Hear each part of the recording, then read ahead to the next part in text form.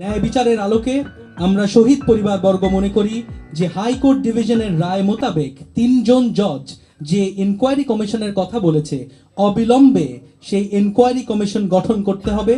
এতে আমরা মনে করি যে পর্দার আড়ালে রয়ে যাওয়া ষড়যন্ত্রকারীদের নাম বেরিয়ে আসবে। 3,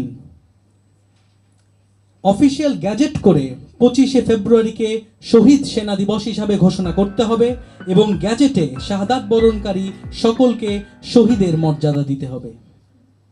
4, 25শে ফেব্রুয়ারি শোক দিবসকে ঘিরে গোটা দেশ জুড়ে জাতীয় পতাকা অর্ধনিমিত রাখতে হবে। 5, এই নৃশংস বর্বর পিলখানা ট্র্যাজেডিকে স্কুলের পাঠ্য বইয়ে সিলেবাসে অন্তর্ভুক্ত করতে হবে। এতে আগামী প্রজন্ম জানতে পারবে কি ছিল এই সকল শহীদদের ত্যাগ। 6, যে সকল সেনা কর্মকর্তা এই ঘটনাকে ঘিরে চাকরিচ্যুত হয়েছে তাদেরকে চাকরি ফিরিয়ে দিতে হবে অথবা তাদের যথাযথ কম্পেনসেশন প্রদান করতে হবে।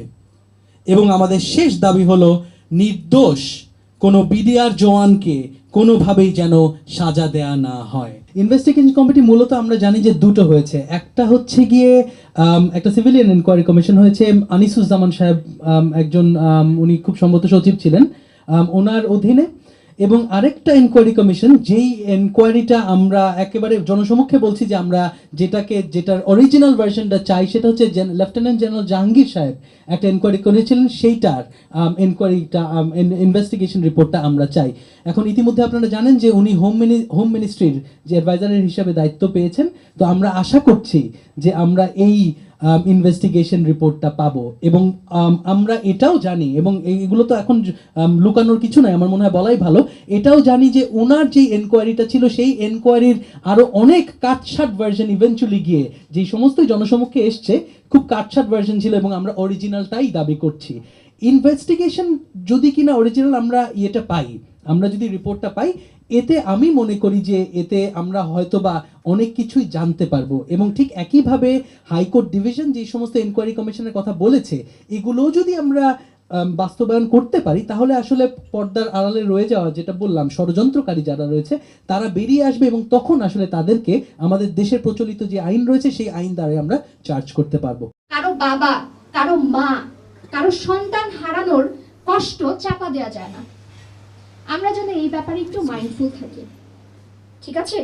এখন যাদের আত্মত্যাগের কারণে, যাদের রক্তের বিনিময়ে আমরা আসলে এই বাক স্বাধীনতাটা পেয়েছি, এতদিনও কথা বলেছি, আজকে আরেকটি নির্ভয়ে কথা বলতে পারছি, তাদের প্রতি অসম্ভব শ্রদ্ধা, তাদের বাবা মা, তাদের ভাই বোন, তাদের বন্ধু বান্ধব সবার প্রতি আমাদের সহমর্মিতা।